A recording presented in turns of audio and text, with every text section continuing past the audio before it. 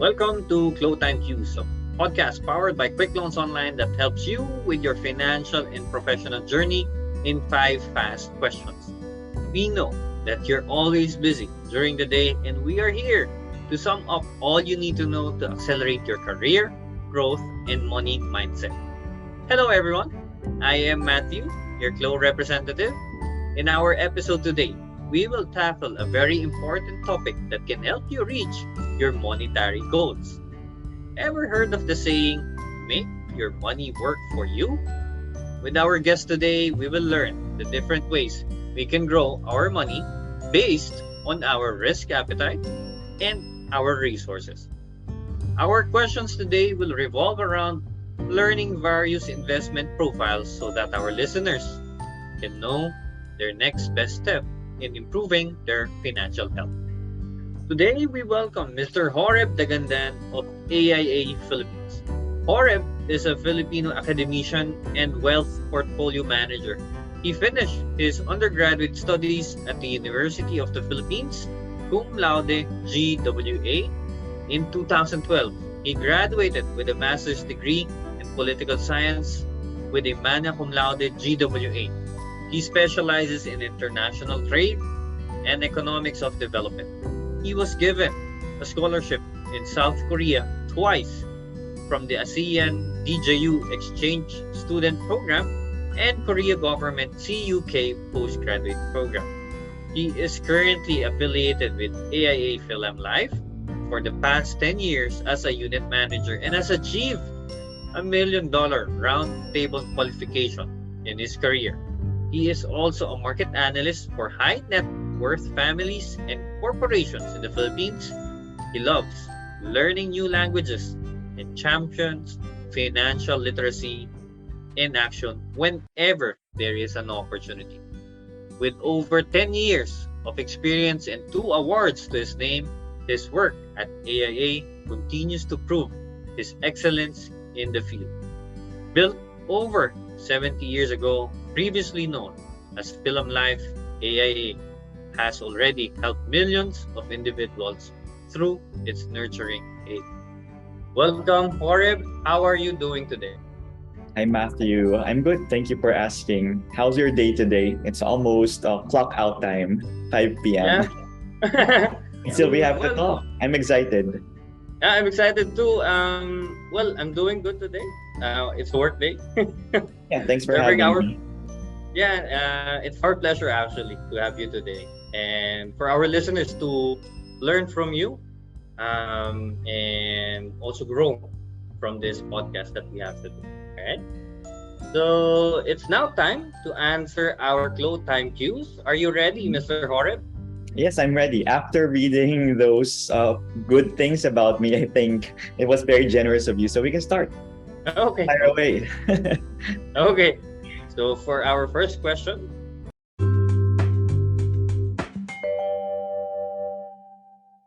why is it important for someone to know their profile before investing? It's very important to know your profile before you start investing. As everything, all things in life, we have to start with a plan. And with investing, it's highly personal, di ba, Matthew? It has to Yes. start with yourself. It has to start by asking questions that are linked to your age, to your time horizon, to your risk appetite. Later, we'll delve more. We'll dig deeper into those questions. But success in investing primarily starts with asking these essential questions. So I think identifying or profiling yourself, working with a financial consultant, or even just talking with a friend or with your parents on what you want to achieve, it's indispensable as part of financial planning. Yeah. All right. So that will be a good start because for our next question,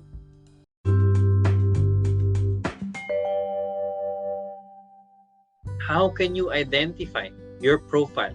Is there a test for this? Tests. It's Yeah, been ages like since I took my Myers-Briggs. last exam. Right.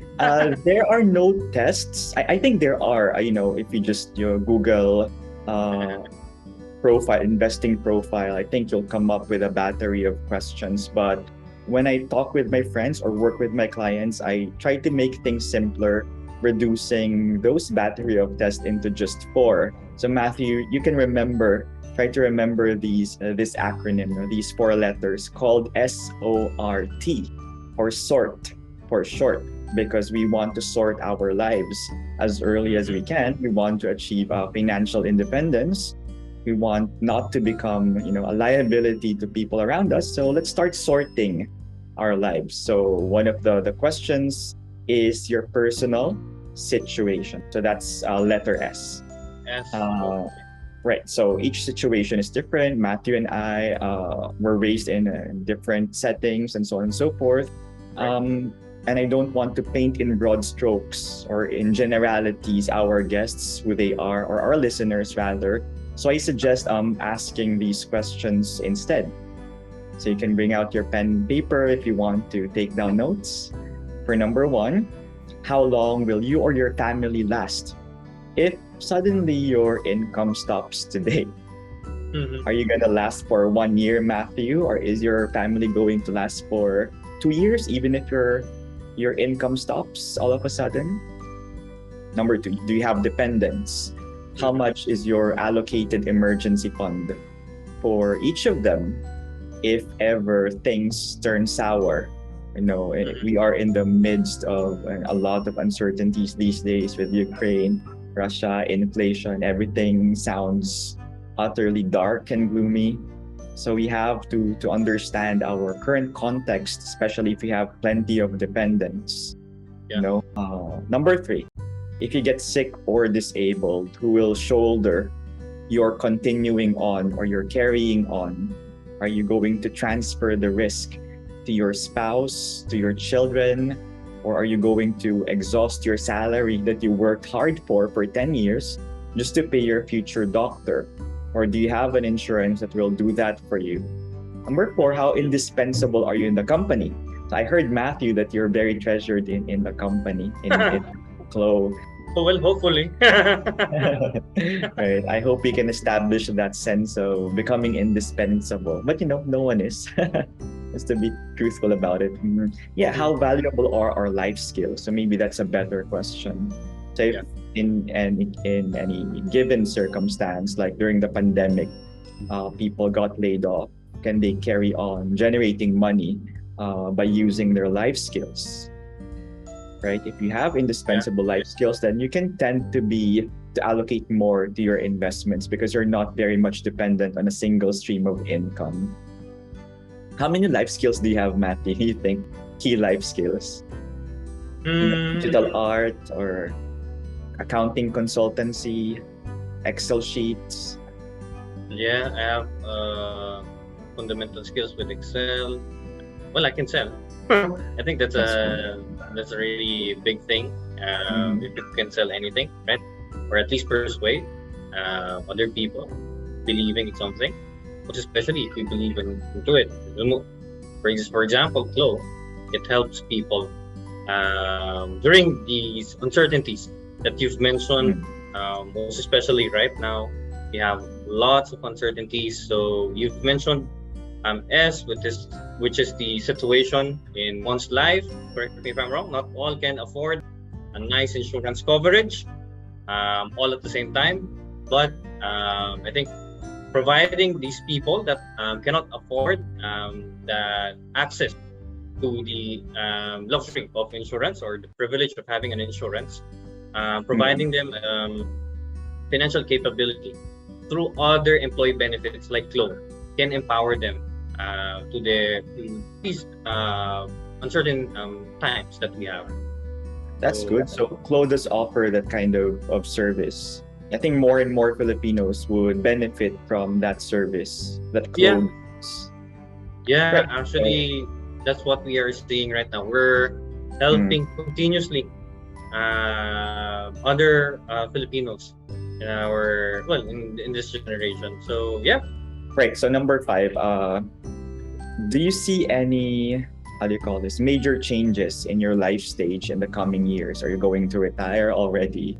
Are you going to have your third child are going to Okay. build a house, or are going to migrate to another country. So you have to know your situation in terms of the phase in your life where you are at the moment, or Correct. not in the moment, in the next few years. And number six, if you want to invest, of course, and your primary concern is food on the table, putting meals on the table, you might not have that extra income to allocate to investing. So maybe you can also think about your racket or your moonlighting, your side job, or maybe Clo can help out in expanding your income stream. So that's for Yeah. letter S. So we can reflect on these questions because only ourselves, only you can know the answer if you have investable money left. But there's a danger of actually not thinking about investing, especially if you have the capability. Ask me what? Sorry. Ask me what? What's the risk of not investing, especially if you're able? Oh yeah. If you're not able to have that luxury right now, what's the big risk entailed with it? Yeah, thank you for asking. Yeah, your future self might be poor. If you're finding it difficult at the moment to make ways today while you're able, then the question for you is, what makes you think that you can be better off in your advanced stage when opportunities are more scarce?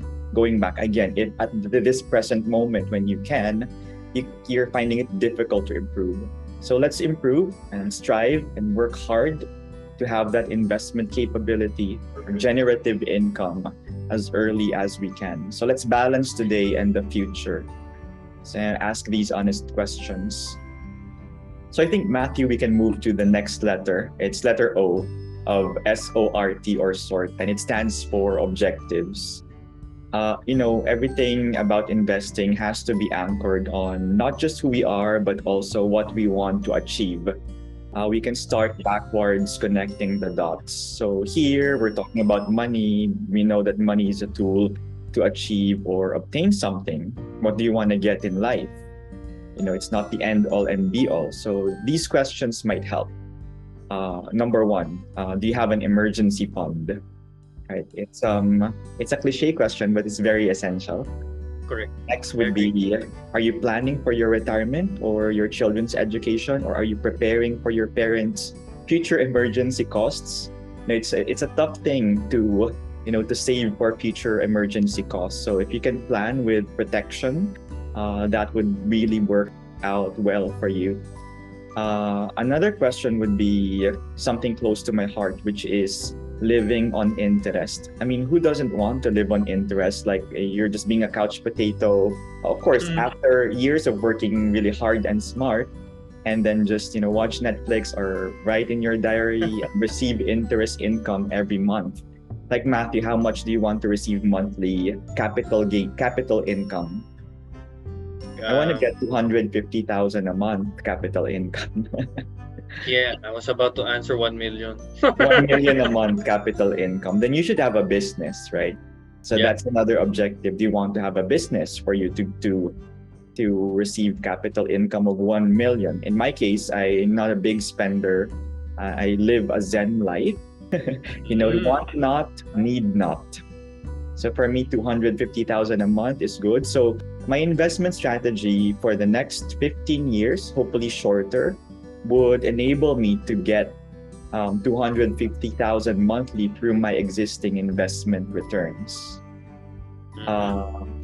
So I think each of these questions that I mentioned entail unique investment strategies that might be very new to you, or you might not know even about these.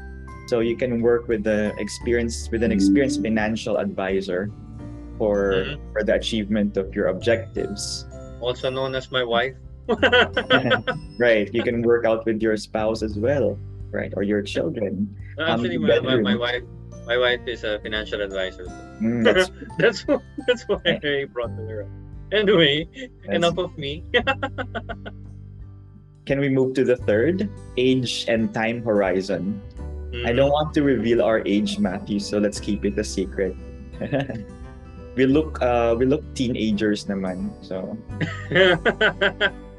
We don't Yeah. have filters on Zoom. So in any case, young people like us can afford to assume more risks as we can bounce back from downsides. We can recover from possible losses, right? Also, we don't have a lot of obligations, or the adulting that we exercise is not that yet intense. Younger people also have more disposable income.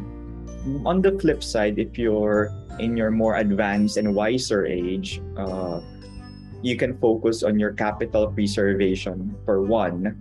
You can focus on your cash flow and on beating inflation. I think if you're in your late 50s, 60s, you shouldn't be exposing a lot of your capital to speculative assets.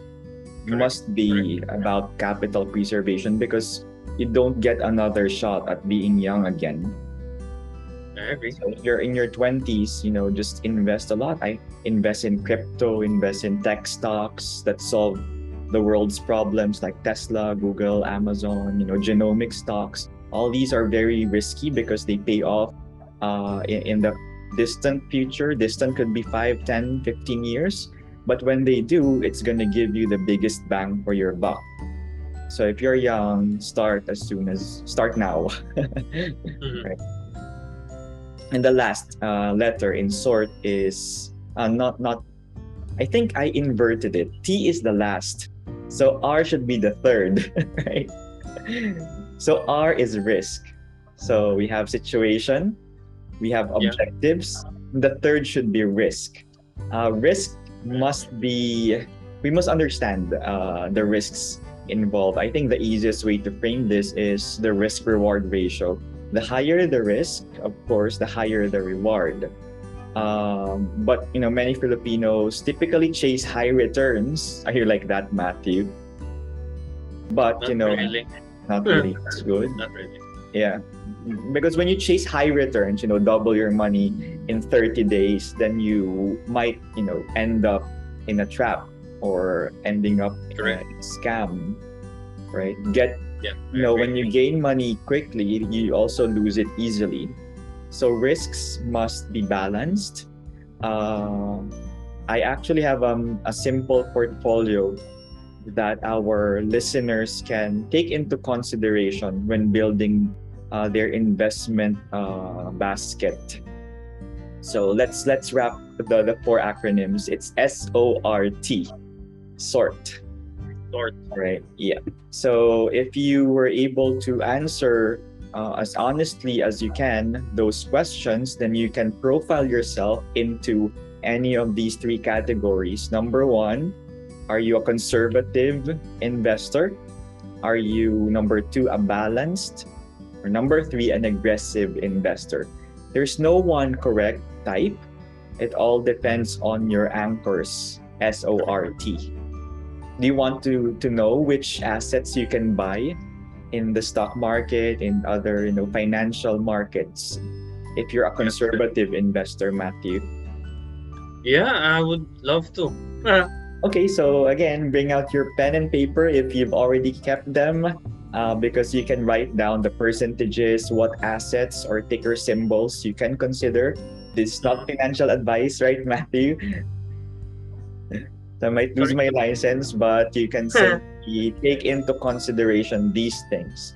So, number 1, if you're a beginner investor, or if you're a retiree or close to retiring, then you can consider putting 40% of your investable assets or investable money into index funds. Okay. You can write down SPY. That's a symbol that you can buy. SPY or QQQ. QQQ, SPY, they represent, in simple terms, they represent the top 500 companies in the US. So buying SPY for just $10, that's the minimum, $10, you're already invested and diversified in the top 500 companies in the US. So you can put 40% in indices, another 40% in your savings and bonds, although bond returns these days They're not really good. 3%, 2.5%. Yeah, But at least you because get to of the protect. interest rate. You can protect your capital through investing in bonds. Another suggestion, if you're living in the Philippines, is consider MP2. The Mm-hmm. dividends from MP2 range from 4 to 7%.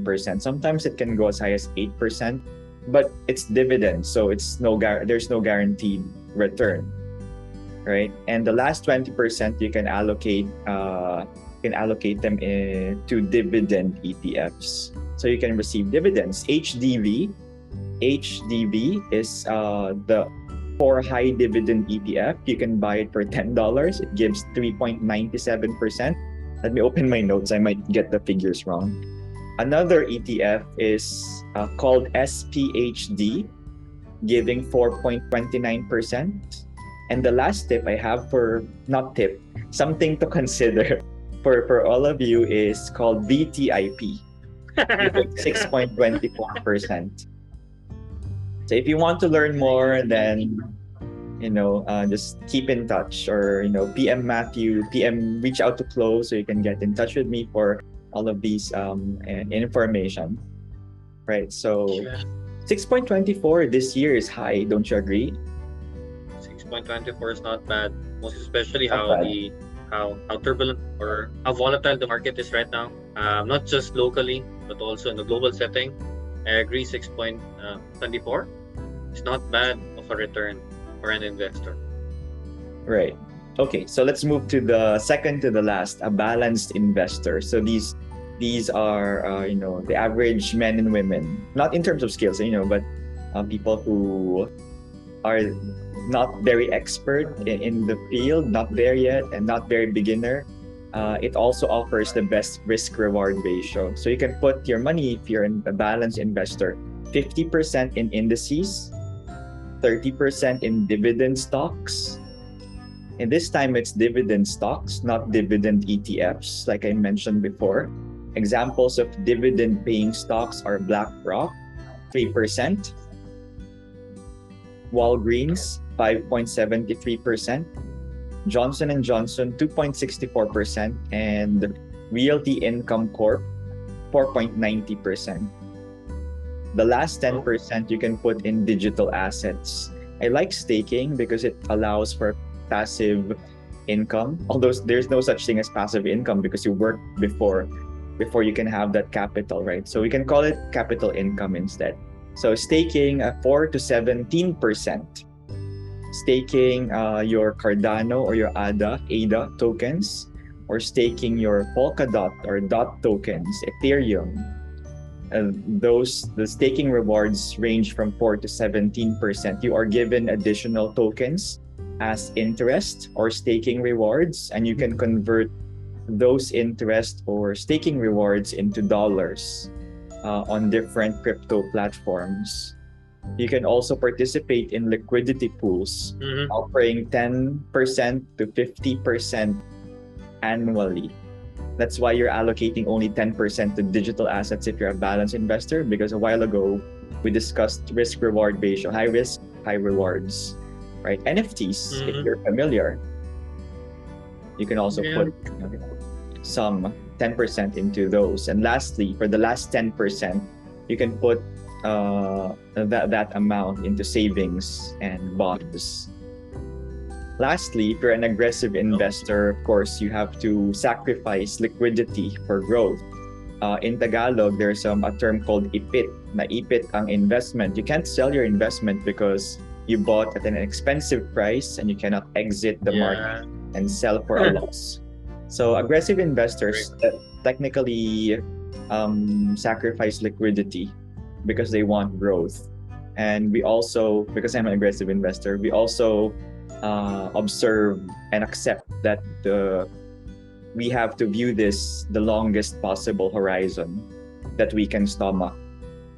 So your stomach must be made of iron. So you can put 40% in digital assets. In my case, I have more. I have a bigger allocation in digital assets, and 40% in tech assets, tech stocks, genomic stocks, and ETFs like ARKK, SOXL, XLK, and ARKG.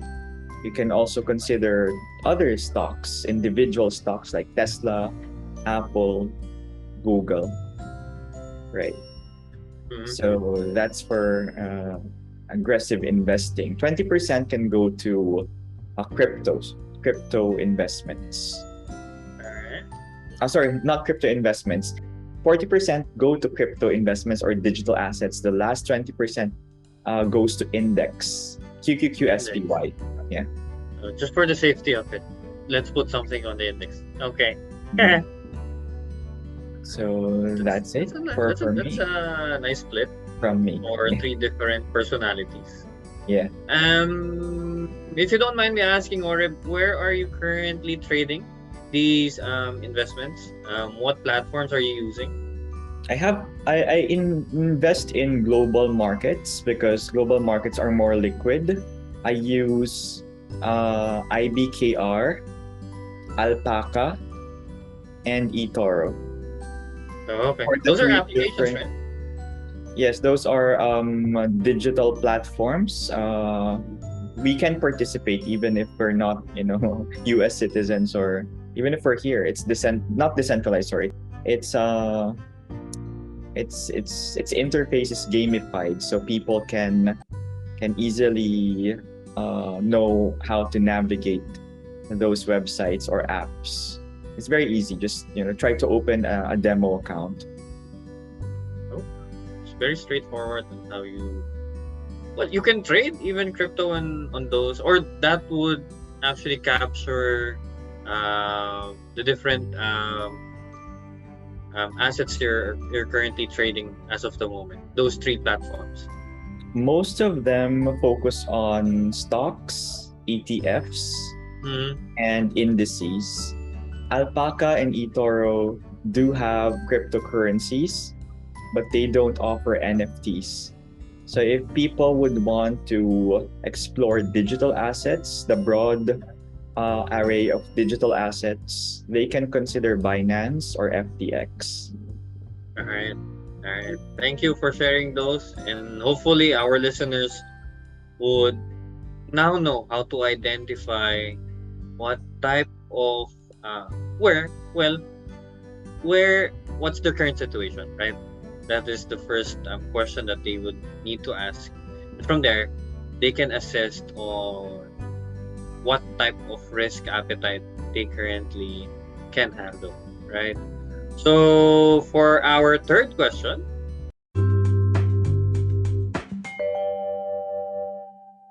what are the different investors' profiles, and can you describe how they differ from each other?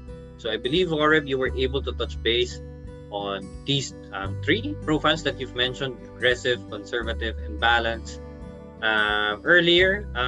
Are there anything that you would like to add on the details that you have shared with us? I think a simple gauge or a simple question you can ask yourself is, if I put money here, can I sleep at night? Soundly sleep at night. So if your answer is yes, I can sleep for 8 hours and not, get nightmares, then go for it. Invest in crypto, for instance. Okay, that's interesting, because currently you're an aggressive investor. So I believe money is not a problem right now. Money multiplies for you. Used to be, not in this current economic condition. Everyone is struggling with money these days. I agree with Some that. more than others, of course. Very volatile market that we have. Now I move forward on the fourth question.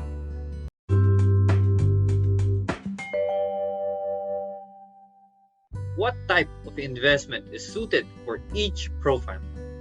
Again, going back to the earlier discussion, I believe you were able to discuss these profiles already and how they differ. But would you want to add anything or for an aggressive, whether our listeners are aggressive, are conservative, or a balanced type of investor? Do you want to share anything? Were you able to be part of the balance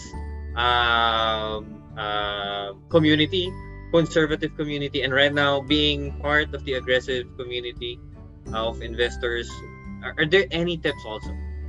I've been very aggressive since I was young. You know, Pogs and Techs? Yeah, I used to yeah, play those when I was young, and I learned how to manage my risk all using. in. Sometimes I do. No, I'm just kidding. Sometimes I bet half. If I know I can recover. So there are categories of investment assets that I mentioned a while ago, and let me just mention for the sake of our audience. Number one, bonds and savings, conservative. We have stocks and ETFs, balanced, and we have digital assets towards the more aggressive spectrum. So those are the three categories. All right. Do you go to the casino, or if you don't No, mind me I asking? don't. No, not No, that type of risk. no, I Only don't the smart gamble. type. All right, all right. Gotcha. So, as we head on to the last question,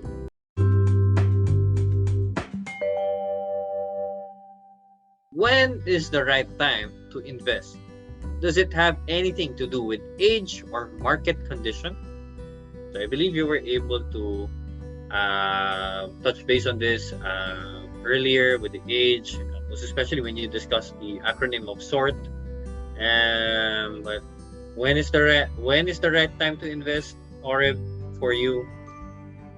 As long as you're capable, if your budget, if your income allows you to, the right time to invest is now, provided you have the capability, and as a bonus, if you can work with a financial consultant, so you can already avoid the common pitfalls of investing. So it's an urgent thing. It's actually even a biblical command. Did you know that, Matthew? Oh, that one I'm not aware. Would There's you a be able to parable. share? Yeah, Sure. There's a parable of the talents. When the talents. Ah, master had to to go on a travel or a journey, he left his attendants, I think, yeah, resources. The first and third attendants were able to grow the money in uh, given to them or entrusted to them. The third, he just buried the money, did not grow it for fear of losing it. And at the end of the day, when the master returned, the master told him to just return the money to him because he wasn't a good custodian. So we are called to invest to grow resources that are entrusted to us. Otherwise, 100% it will be lost or taken away from you. yeah. Wow, what a way to cap off our 5 questions with the parable from the Bible, which, by the way, I believe, in terms of multiplying our talents, or whether be it talents or our current money. Thank you, Horeb, for answering our questions today and helping us learn the significance of knowing our investment profile. Indeed, investing is truly critical in having a robust financial profile. Again, it is an honor to have you here today, and we hope our listeners were able to pick up something from our fruitful discussion that they may apply in the future. For companies who are interested, where can they find you and connect with AIA? Well, again, thanks for having me. To our listeners, feel free to attend close future sessions. You'll learn a lot of things. You can reach me, guys, by shooting an email. Just type Horeb, HOREB, ELLIOT, Horeb Elliot at yahoo.com, or you can check out my link tree. It's linktr.ee/IUPthink, IUP think. There. All right. Thank you for sharing that, Horeb. And that was the 8th episode of QLO Time Qs. Don't forget to subscribe to us on YouTube or follow us on Spotify and Apple Podcasts to be the first to know when the episodes drop. Check out our episodes on personal finance and career growth, featuring some of the country's industry leaders. For those who are curious about Quick Loans Online or want to send in questions related to career and finance, just send us a message on our social media pages on Facebook, at www.facebook.com/QLO Philippines. That is QLO Philippines. And on LinkedIn, just search us using QLO or Quick Loans Online. See you guys on the next episode for more answers to your Qs. This podcast is powered by QLO and Passion Fruit Marketing Collaborations.